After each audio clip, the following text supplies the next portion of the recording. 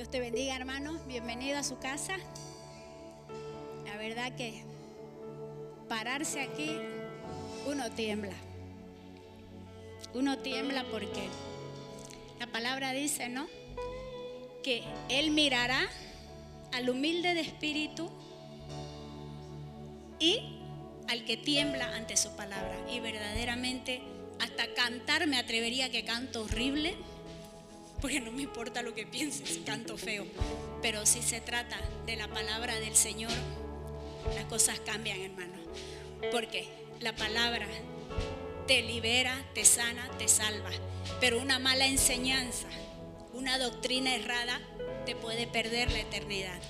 Entonces es una responsabilidad muy, muy grande el estar aquí enseñando. Al mismo tiempo es un privilegio de parte del Señor. Por eso es que siempre el Señor nos dé a cada uno que estamos enseñando la gracia, el favor, la humildad de saber que Él es el que está usando nuestras vidas para transmitir su mensaje. Ya, mis amados, que esta noche la palabra realmente halle cabida en sus corazones y pues de fruto, ¿no? Fruto en abundancia. Mirando la palabra al profeta Daniel.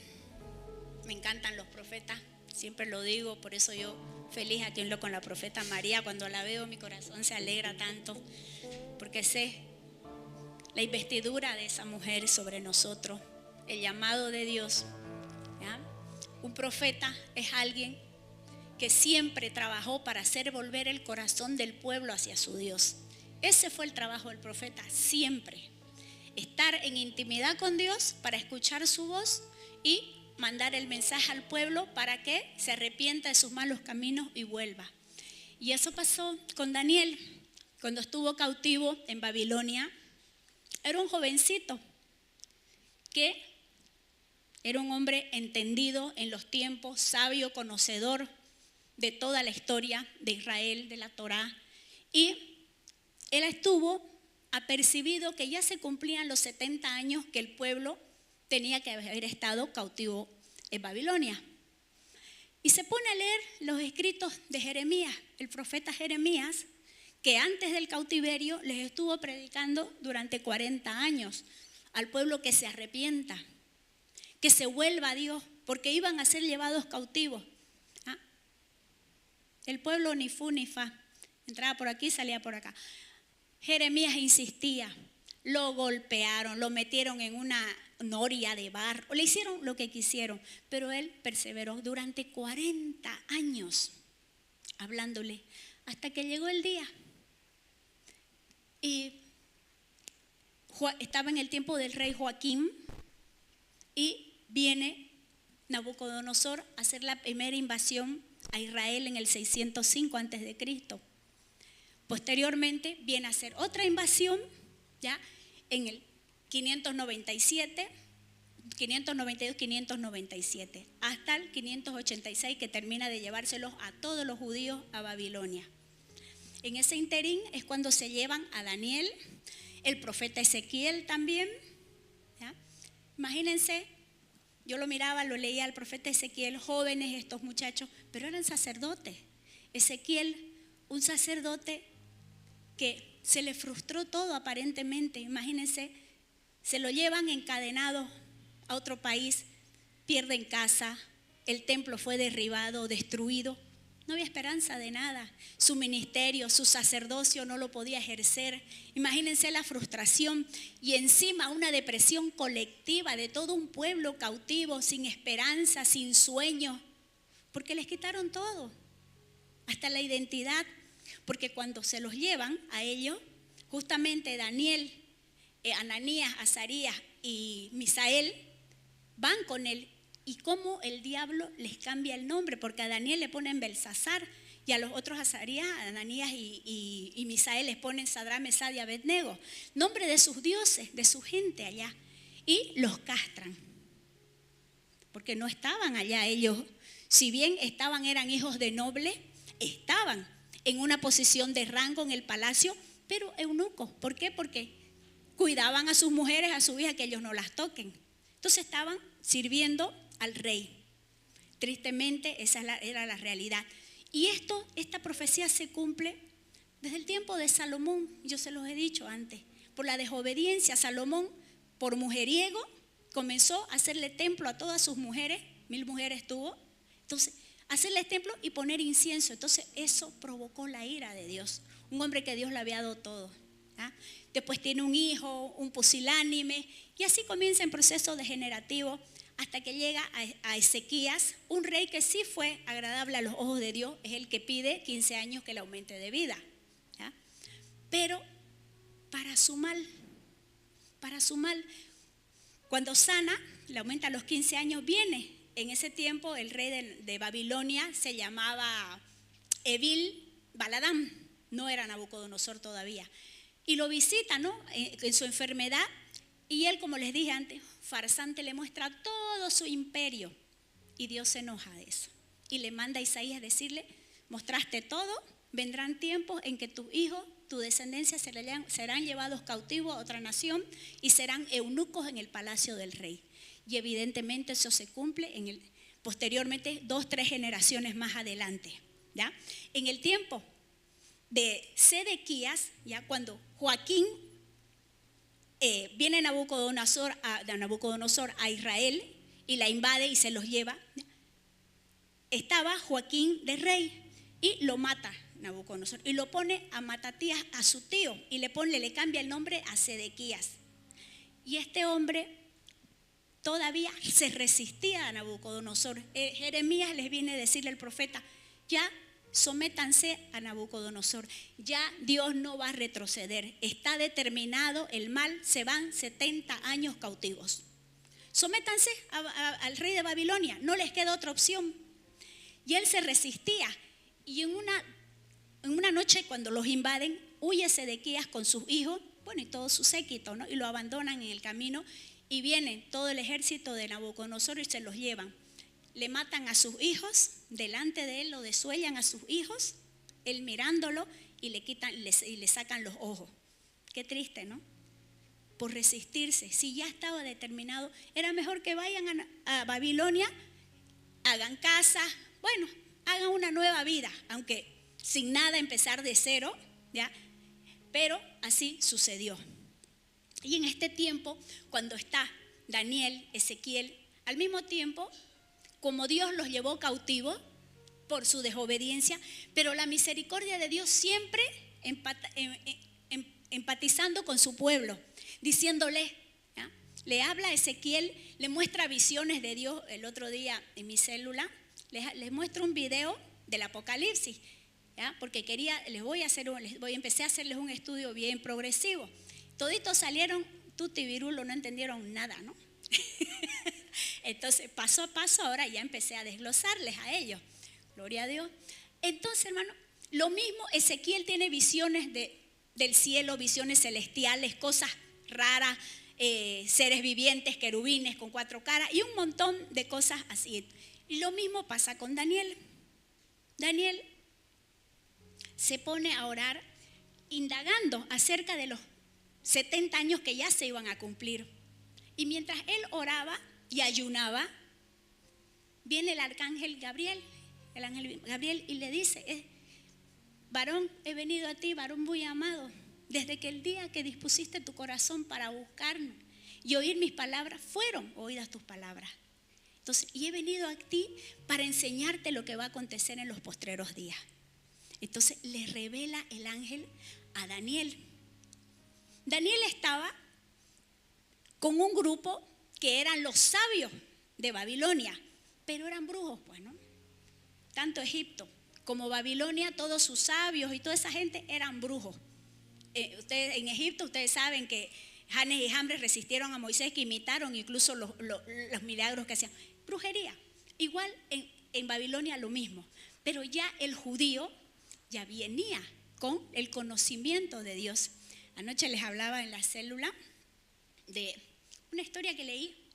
Dice que en la Segunda Guerra Mundial, cuando se los llevaban a los judíos en el holocausto, pues, ¿no? Los metían a las cámaras de gas a asesinarlos. Entonces muchos llevaron a sus niños a conventos católicos en Europa, a decirle, bueno, a entregarlos ahí Si volvemos, pues por ello, y si no, la mayoría no volvió porque murieron en el holocausto. Y esos niños se criaron en los conventos.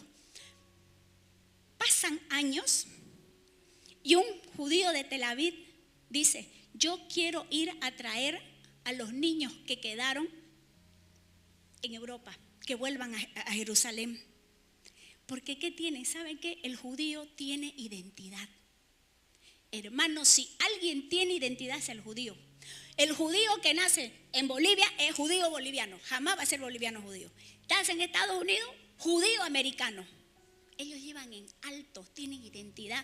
Y aquí la gente paga montones de plata por tener nacionalidad de otro lado. ¿Por qué? Por los aparentes beneficios, porque su confianza está en las circunstancias, en el lugar y no en Dios. En cambio el judío sí. En 1991 fue,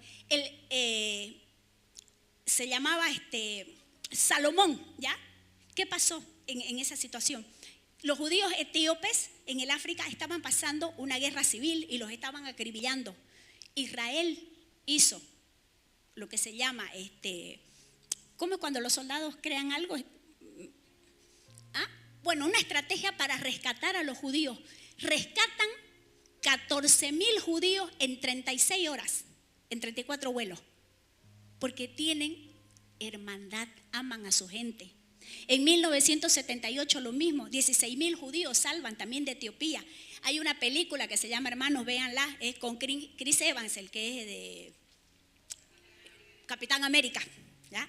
Hermosa película, mírenla. Bueno, entonces, este judío, cuando va a rescatar a los niños, le dicen: mira, tantos años, no sé ni quiénes son los niños, los judíos que yo sí voy a saber quiénes son. ¿Por qué? Porque el judío cuando nace, apenas balbucea, ya le están enseñando, ¿ya? El Shema.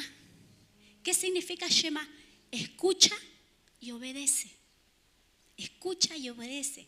Y me lo aprendí porque me costó, pero dice: Shema Yisrael Adonai, Eloheni Adonai Eshad. Significa: oye Israel, tu Dios uno es. Se lo aprenden de memoria el Shema. Entonces esos niños, cuando va este rabino a rescatarlo, le dice: no, yo voy a saber quiénes son. Venga, ya estaban jóvenes, recítame el Shema. El que lo recitaba, este es. Les preguntaban otro: no tengo idea que este no es. Y así lo recuperó. Eso es identidad, mi hermano. ¿Usted se identifica como cristiano donde va? ¿Lo reconocen como cristiano? ¿Usted maneja la palabra? ¿Usted la conoce la palabra? ¿Usted se identifica como un hijo de Dios donde va? Por su fruto los conocen, por nuestro lenguaje. Entonces nos van a reconocer como hijos de Dios donde vamos. Tenemos identidad de hijo de Dios, ¿ya? No nos dejemos mover por las circunstancias. Entonces Daniel, atento, leyendo que ya se cumplían los 70 años, y quiero que Daniel 9, póngamelo, vamos a leer, porque quiero que lo leamos, de ahí se los explico porque es un poquito. 9, desde el 22, póngamelo, 9:22. 21, perdón. Aún estaba hablando en oración, cuando, dice Daniel, ¿no? Cuando el varón Gabriel, a quien había visto en la visión al principio, volando con presteza, vino a mí como a la hora del sacrificio de la tarde. Y me hizo entender y habló conmigo diciendo: ahora he salido para darte sabiduría y entendimiento. Al principio de tu ruego fue dada orden y yo he venido para enseñártela porque tú eres muy amado. Entiende pues la orden y entiende la visión. 70 semanas están determinadas sobre tu pueblo y sobre tu santa ciudad para terminar la prevaricación y poner fin al pecado y expiar la iniquidad, para traer la justicia perdurable y sellar la visión y la profecía y ungir al santo de los santos. Sabe pues y entiende que desde la salida de la orden de restaurar y edificar a Jerusalén hasta el Mesías príncipe, habrá 7 semanas, 62 semanas, se volverá a edificar la plaza y el muro en tiempos angustiosos. Después de las 62 semanas se quitará la vida del Mesías, mas no por sí, Y el pueblo de un príncipe que ha de venir destruirá la ciudad y el santuario, y su fin será con inundación, y hasta el fin de la guerra durarán las devastaciones. Y por otra semana confirmará el pacto con muchos. A la mitad de la semana hará cesar el sacrificio y la ofrenda. Después, con la muchedumbre de las abominaciones, vendrá el desolador hasta que venga consumación y lo que está determinado se derrame sobre el desolador. Yo sé que no entendiste nada, mi hermano, ¿no? Ahorita vamos a aclararlo. Cuando el pueblo cuando sale de Egipto, en el desierto, es cuando Dios más le habla a su pueblo. Y ahí le da las leyes. 613 leyes recibe el pueblo, contadas. Y una de las leyes muy importantes para el pueblo de Israel, más que todo para los agricultores, los agrónomos, era que 6 años siembren y el séptimo descanse, hagan descansar la tierra. Entonces 6 años y el séptimo no trabajaban, comían porque Dios hacía producir el doble, como en el maná en el desierto, ¿no? Y después también había 49 años que trabajaban y el año 50 era el año del jubileo. Era el año del jubileo cuando los que tenían deudas, ¿ya? Goldie le debe a la pastora Carola. Bueno, pasaron los 50 años, ya están viejitas las dos, ¿ya? Pero la pastora Carola le tiene que perdonar ese dinero. Bueno, ya su hija hereda, pues no, la libertad y ya está libre de la deuda. Dios puso estrategias para que el pueblo nunca esté cautivo, siempre tenga libertad, ¿ya? Pero ¿qué pasó? El pueblo 490 años vivió en Canaán y nunca obedeció esta ley. Entonces Dios se enfada. Y una de las causas para el cautiverio es ese. Bueno, no quisieron hacer caso estos 490 años, pues 7 por 7, 49, ¿no es cierto? 490, entonces 70, 7 por 70, ¿me entienden, no? Entonces 70 años van cautivos y en 2 Crónicas 36, 21, si quieren anótenlo, dice ahí que la tierra descansó de ellos. Dios los obligó, no obedecieron, pues ahora yo los obligo a descansar la tierra. Entonces esa fue la razón del cautiverio. Pero cuando ya el ángel le dice a Daniel, 70 semanas están determinadas para tu pueblo, y vendrán, serán 62 semanas más una semana, que son 69 semanas. ¿Qué pasaba? En el pueblo de Israel estaban acostumbrados a semanas de año y semanas de días. Por eso es que para Daniel no le fue difícil comprender lo que Dios le decía, porque para ellos, como fíjense que en el libro de Ezequiel, Dios le dice, vas a dormir 390 días de un lado, del lado derecho, y 40 del otro lado, y eso van a ser, esos días que duermas, van a ser por años para los 390 años por la iniquidad de Israel y los 40 años que por la iniquidad de Judá. O sea, para Dios, años y días, ¿me entienden? Entonces, para los judíos era normal eso, 70 semanas de año y semanas de semanas, pues, ¿no? Semanas de 7 días. Cuando le dice, está en Apocalipsis también escrito esto, 62 semanas más una semana eran 69. ¿Qué sucede en ese tiempo? Aquí ahí lo anoté para que, no sé si lo pueden ver aquí. Esto fue lo primero que les expliqué del año sabático, los 49 años y el año de jubileo, los 70 años. 62 semanas más una semana, 69. Ahora, ya yo lo multipliqué, si quiere con su calculadora hágalo. 69 por 7, 483. No llega a 490 porque son 69 semanas y tienen que haber 70, ¿me entienden? Para el cumplimiento.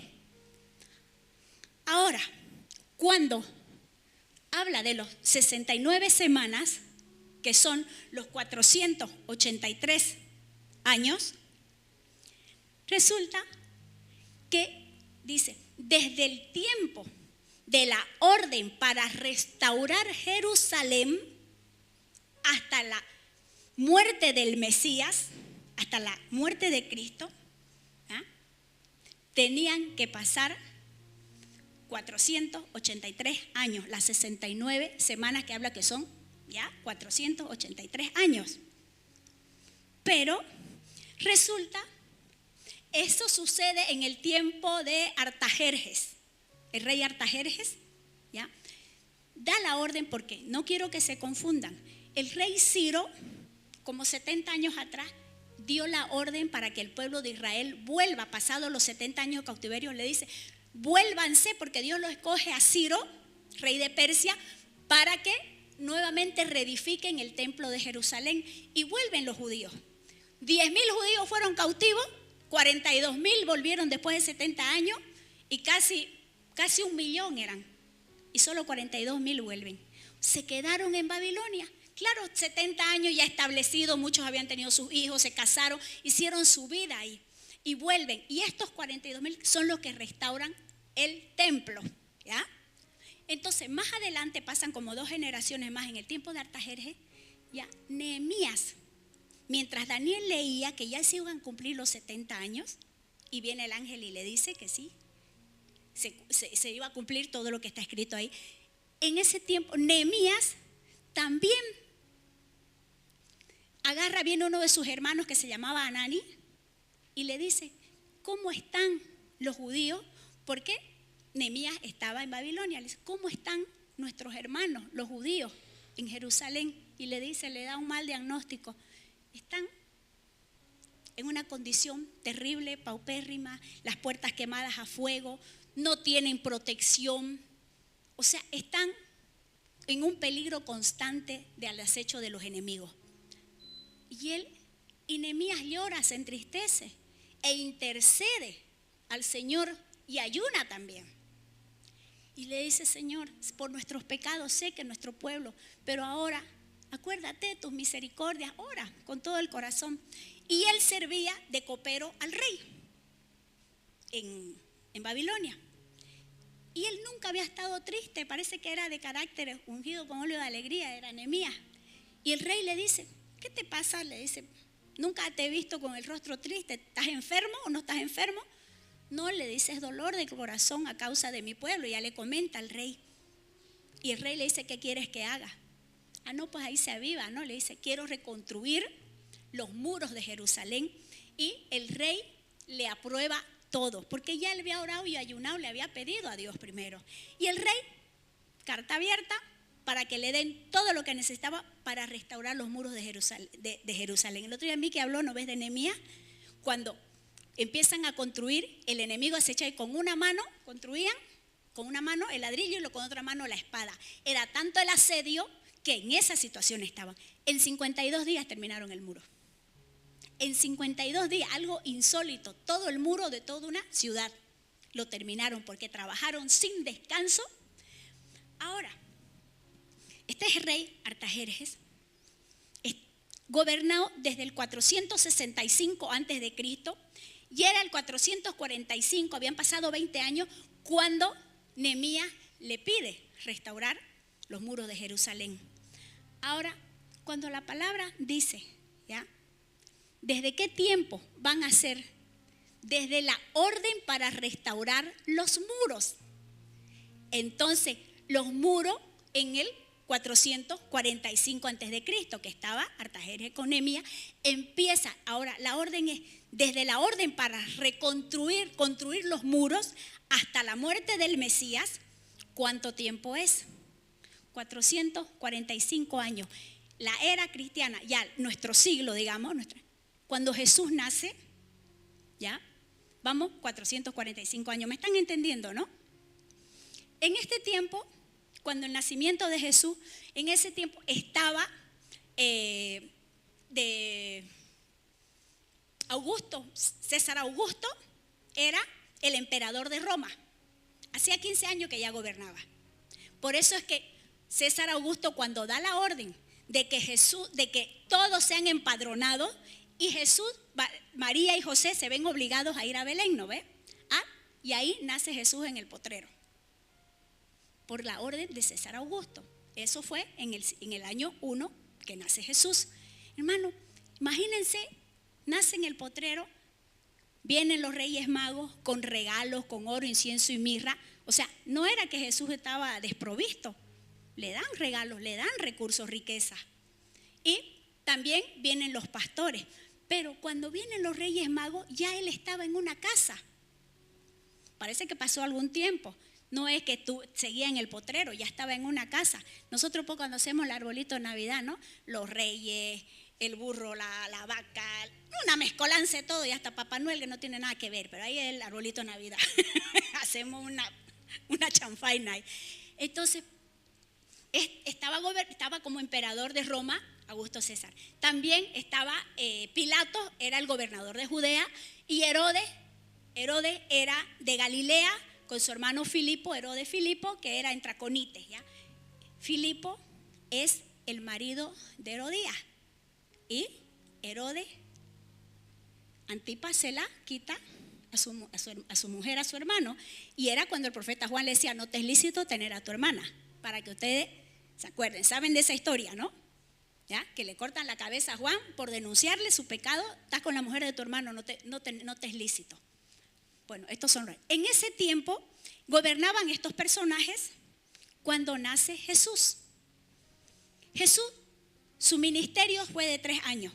Él comenzó casi a los 30 años. 29 años comienza su ministerio de 3 años. Antes de cumplir los 33, con 32 años es cuando él ya es sacrificado. Entonces, desde el día de la orden para restaurar Israel en el 445 hasta la muerte de Jesús, sumen 445 más 32, 477. ¿No es cierto? Aquí está.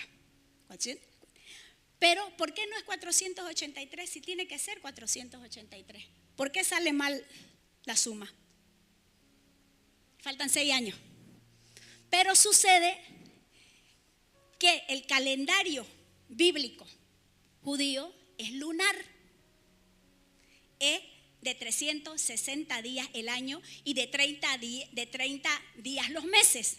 Mientras que el calendario nosotros, la actual, es el calendario solar, calendario gregoriano, que fue el Papa Gregorio XIII que lo hizo.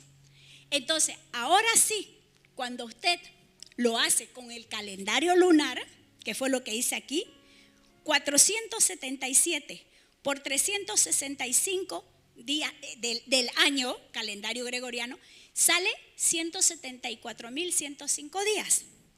Si esos 174.105 días, usted lo divide por 360, el calendario lunar, ahí se le da los 483.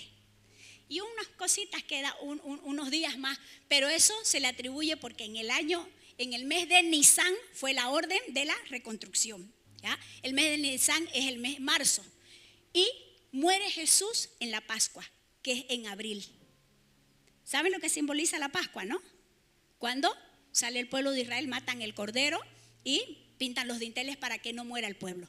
Y Jesús es sacrificado, es el cordero. Jesús es nuestra Pascua. ¿Ya?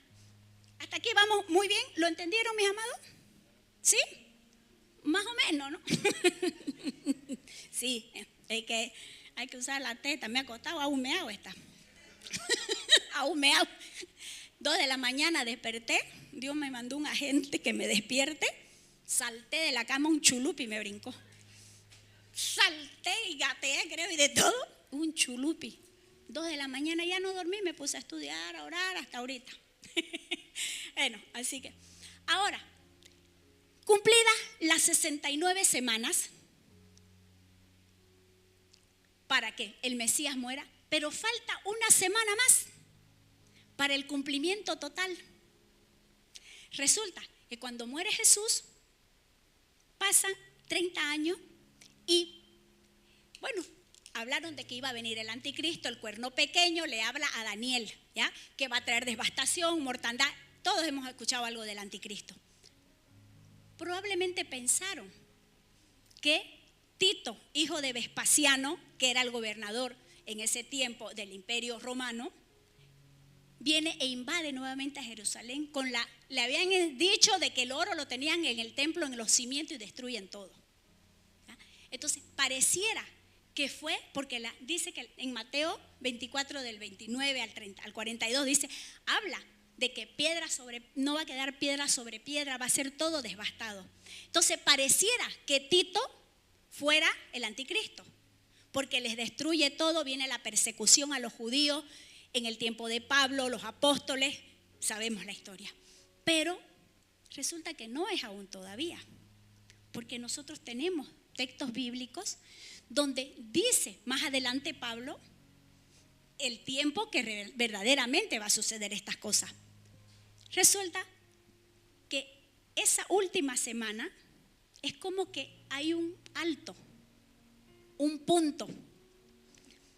Desde ese tiempo, desde la muerte de Jesús, se suponía que iba a haber una semana más, pero esa semana se convirtió, van 2000 años y no ha sucedido nada. ¿Qué pasó?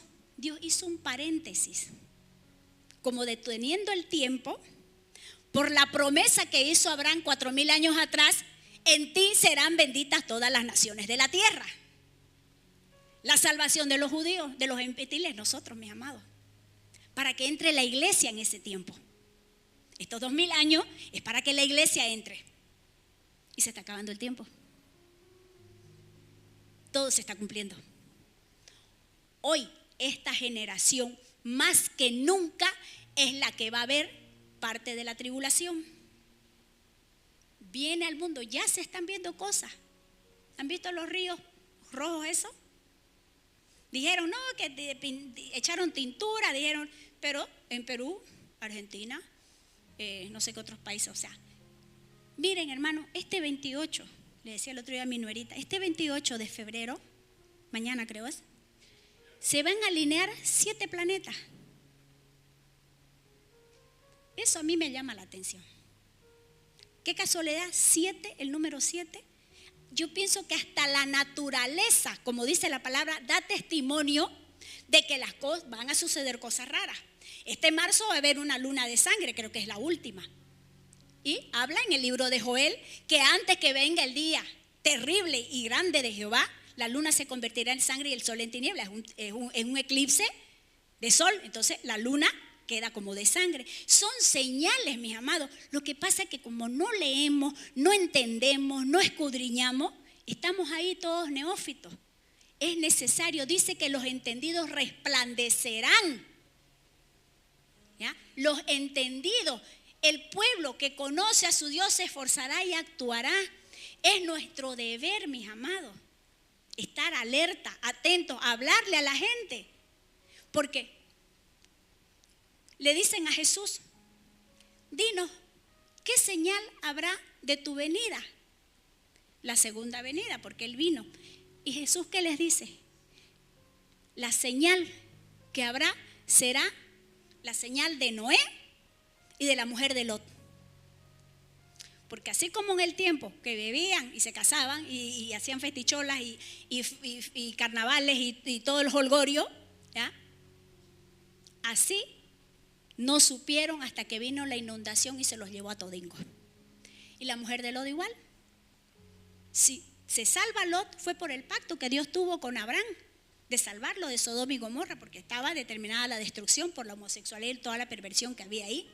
Esa es la señal para nosotros, la señal de Noé, porque dice que vendrá como ladrón en la noche. Y sin embargo, la señal para Jesús en ese tiempo, Jesús estaba con los apóstoles. ¿Qué señal nos das tú de que eres el Hijo de Dios? Le dice. Solo van a tener la señal del profeta Jonás. 3 días estuvo en el vientre del pez y fue vomitado a Nínive. Así el Hijo del Hombre 3 días estará, la tierra lo tragará y resucitará. Entonces esas son las señales claras. Y si usted escudriña la palabra, hermano, ahora nosotros decimos, pero ¿cuándo sucederá ese tiempo? Resulta que la iglesia es su amada, su novia, y Dios pues la va a proteger. Habla la Biblia de un arrebatamiento similar al que tuvo Elías, que fue en un torbellino, se lo llevó, y carros de fuego. Entonces la iglesia va a suceder algo parecido. En 1 Corintios, a ver si lo busca hermana, 15 del 51 al 57 creo. Quiero leerles, porque yo me lo sé más o menos, pero prefiero leerlo. 1 Corintios 15, 51 en adelante. He aquí, dice, os digo un misterio, no todos dormiremos, pero seremos transformados. Siga. En un momento, en un abrir y cerrar de ojos, a la final trompeta, porque se tocará la trompeta y los muertos serán resucitados incorruptibles y nosotros seremos transformados. Siga. Porque es necesario que esto corruptible se vista de incorrupción y esto mortal se vista de inmortalidad. Siga. Y cuando esto corruptible se haya vestido de incorrupción y esto mortal se haya vestido de inmortalidad, entonces se cumplirá la palabra que está escrita: sórbida es la muerte en victoria. Siga, una más. ¿Dónde está, oh muerte, tu victoria? ¿Dónde está, oh sepulcro, tu victoria? ¿Qué significa esto? A la final trompeta, en un abrir y cerrar de ojos, dice que los muertos, nosotros, primeramente van a resucitar los muertos que murieron en Cristo. Va a haber una resurrección. Y luego los que quedamos, dice, los que habremos quedado, en un abrir y cerrar de ojos seremos transformados en cuerpo glorificado y nos encontraremos con el Señor en las nubes. Porque es necesario que este cuerpo corruptible, porque esto usted se muera, al otro día usted hiede, se lo comen los gusanos. Entonces es transformado. Ahora no sé cómo será el cuerpo glorificado, no lo sé, como los ángeles no lo sé, ¿ya?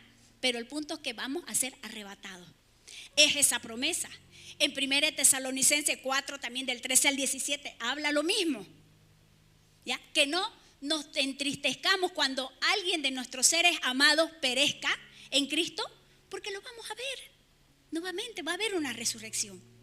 Entonces, esa es la señal clara de que Jesús vuelve por nosotros. No ha acontecido eso, pero todo está apuntando que la iglesia vive los últimos momentos en la tierra. Y Dios tiene pacto. Y yo escudriñando, leyendo, digo, y Señor, dice que la hora y el día nadie lo sabe. Pero usted si escarba ahí en la Biblia, va a pillar. En Apocalipsis 3:3 habla de la iglesia de Sardis. Dice, la iglesia de Sardis, ustedes saben, el otro día les hablé de Juan en la isla de Patmos, a las 7 iglesias. Ya, una de las iglesias era Sardis y le dice, yo sé de que vives y estás muerto. Era una iglesia muerta. No había presencia de Dios. Dice, arrepiéntete y vuélvete a mí, porque vendré a ti como ladrón en la noche. En Mateo 24 habla que vendrá como ladrón en la noche. Uno estará moliendo en el tacú con su pareja y uno va a ser arrebatado, el otro dejado. Dos durmiendo en una cama. Entonces, se va a cumplir eso. Entonces, a la iglesia de Sardis le habla porque era una iglesia muerta. Y en cada iglesia que le habla hay un mensaje específico. Ahora en Apocalipsis 16, 15 también le dice, cuida tus vestiduras, guarda tus vestiduras blancas, porque vendré como ladrón en la noche. Entonces ahora ahí descubrí yo, Señor, en el Apocalipsis habla en primer lugar de los sellos, las trompetas y las copas de la ira. Yo estoy 100% segura que el primer sello se abrió en el 2020 y fue cuando yo estaba en el retiro del campamento que tuvimos en el 2020. No sé qué cosa nos irá a decir el Señor esta vez allá. Lo tengo con certeza que fue el primer sello, porque me lo habló clarito. Y de ahí han habido aconteciendo cosas fuertes, hermano. Esto ahora, todos estos mensajes no es para que usted se aterrorice. No, es para que usted esté contento, su Salvador vuelve. Pero sí se va a pasar parte de la tribulación. Pero dice que va a ser para los que no recibieron a Cristo, los que se dejaron poner la marca de la bestia. Para ellos viene el juicio, aunque los cristianos estemos, pero vamos a ser guardados. Porque dice que no fuimos engendrados para ira, sino para salvación. Es su promesa. Ahora, cuando en el tiempo de Jesús le decían, ¿no? O sea, porque los judíos siempre se creyeron, evidentemente era el pueblo escogido de Dios, pero se creyeron lo máximo. Y resulta que Dios le dice, cuando lo rechazan a Jesús como su Mesías, los provocaré a celos con una nación insensata. Habla de los gentiles. Y somos nosotros. Todo aquel que invocare su nombre será salvo. Dice, ¿qué dice San Juan 3:16? Porque de tal manera de amarnos, que fue capaz de morir por nosotros. ¿Ya? Entonces, Él lo hizo todo por nosotros. Si bien otro día vamos a estudiar el Apocalipsis, es un lenguaje alegórico, con cosas que nos impresionan realmente, ¿ya? Pero cuando usted estudia, por ejemplo, dice, y vi cuando Jesús se manifiesta, Juan fue el hombre que más amó a Jesús en el Nuevo Testamento y David en el Antiguo. Es más, Juan se recostaba en su pecho, amaba a Jesús, su mejor amigo. Cuando muere Jesús, ¿quién estaba abajo con María? Juan. Madre, ahí tienes a tu hijo y ahí tienes a tu madre. Y Juan se la lleva, se va a Éfeso con María cuando muere Jesús. ¿Ya? Y después es desterrado a la isla de Patmos, donde recibe la revelación del Apocalipsis. Juan conoce a un Jesús humano como nosotros, como Jimmy, persona común y corriente. Pero cuando se revela en el Apocalipsis, caramba, ahí se revela, como se le reveló a Daniel, vio un anciano de días, como su cabello blanco como lana, sus ojos como fuego, de su lengua salía una espada aguda, sus pies bronce bruñido, ceñido con un cinto de oro. Cuando hablaba su voz era como estruendo de muchas aguas. O sea, el impacto de Juan pues cae como muerto, ¿no? Del susto. O sea, ve a su amigo que no era el Jesús que él conoció, ya en la manifestación real de Dios, de Jesús. Y le dice, escribe aquí el que tiene el candelero con los 7 candeleros. ¿Ya? ¿Qué habla de eso? ¿Qué son esos 7 candeleros? Los 7 espíritus de Dios. Cuando usted mira, como es simbólico, vea, 7 candeleros, los 7 espíritus. Es como si Dios es el Espíritu Santo. ¿Cómo es eso? Pero si usted va a Isaías, creo que 12 está, dice, ¿cuáles son los 7 espíritus de Dios? Espíritu de consejo, de sabiduría, de temor de Jehová, de inteligencia, espíritu de discernimiento, temor de Jehová, y me faltó uno, no me acuerdo. Entonces, los 7 espíritus de Dios. Entonces, el lenguaje es simbólico, pero usted tiene que escudriñar. Usted nunca va a entender el Apocalipsis si no leyó el Antiguo Testamento. ¿Por qué? Porque es necesario que lo lea y usted va ahí dándose cuenta de cómo sucedió, en qué año sucedió, entre Ezequiel, Daniel, hasta Apocalipsis, Juan, como 600 años pasan, pero tuvieron las mismas revelaciones, las mismas visiones, hablando de lo que en la postrimería, lo que sucedería. Entonces, mis amados, nosotros el único manual de vida que tenemos para asegurar nuestra salvación es la palabra. Y usted la tiene que escudriñar, tiene que leerla. Yo no sé, mi amado, si usted entendió básicamente lo que le he explicado, porque es complicadito, ¿ya? Pero tenemos el Espíritu Santo. Usted puede leer nuevamente, investigar. ¿Por qué? Porque esto es lo que nos va a dar vida. No hay más, mis amados. No tenemos otra opción que buscar las Escrituras.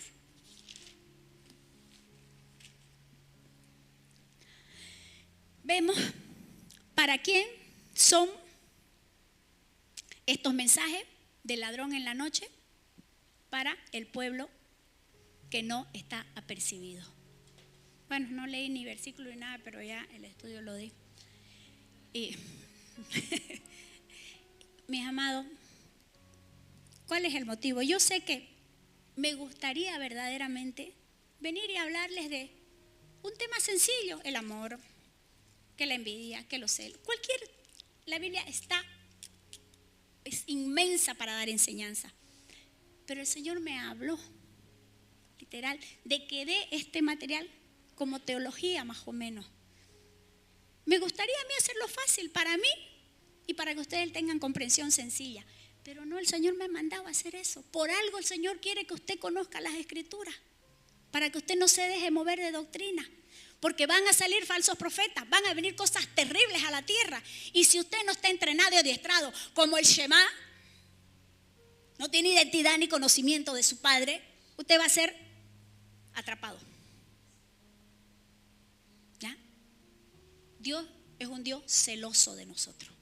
Nos ama con amor eterno, nos amó y nos prolongó sus misericordias. Hasta el día de hoy está prolongándolas. Pero el tiempo de la gracia se acaba, mis amados. Ya las cosas se están cumpliendo. Muchas de las cosas se están cumpliendo.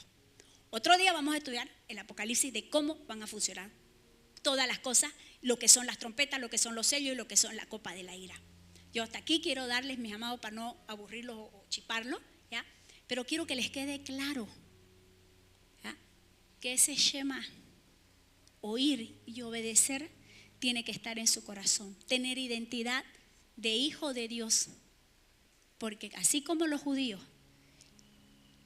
incluso van a otras naciones a rescatar.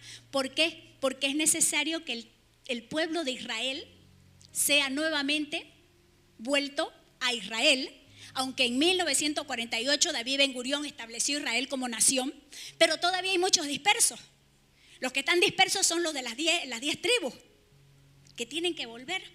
Es más, para que el anticristo se siente en Israel, ahorita la iglesia La Roca, ¿ya?, que es en el monte Moria donde Abraham iba a sacrificar a Isaac, el monte Moria, ahí justamente se hizo el templo, el primer templo, el segundo también.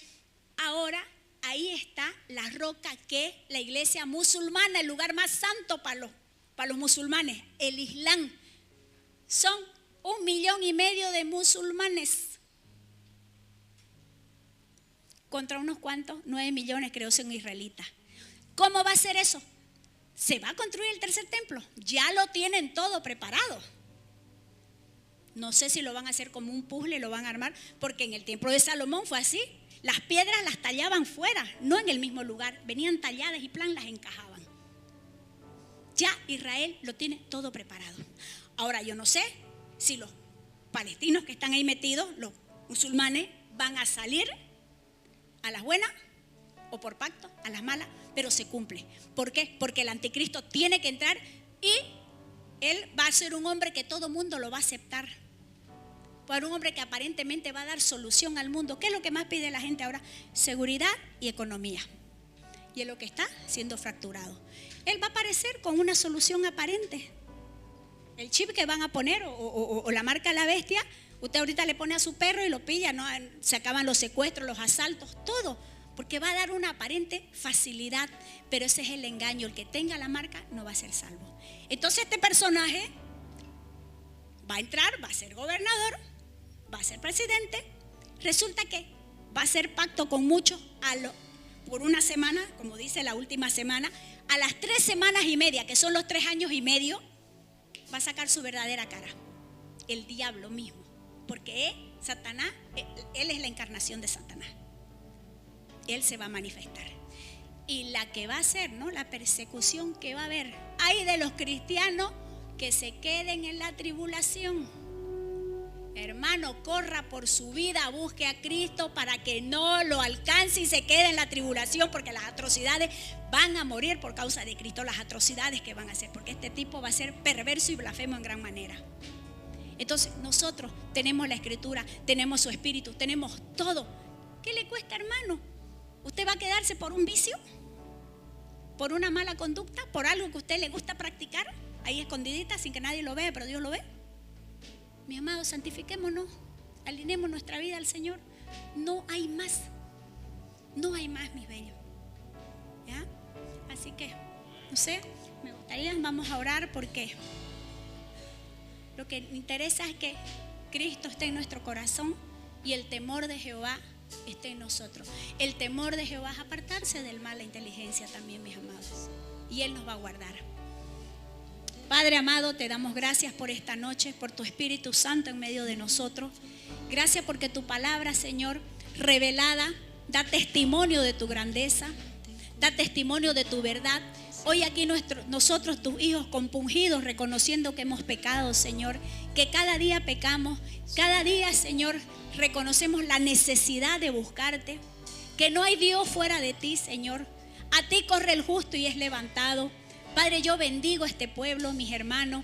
Gracias porque sé que esta palabra no cae en tierra desierta, cae en tierra fértil, va a dar fruto.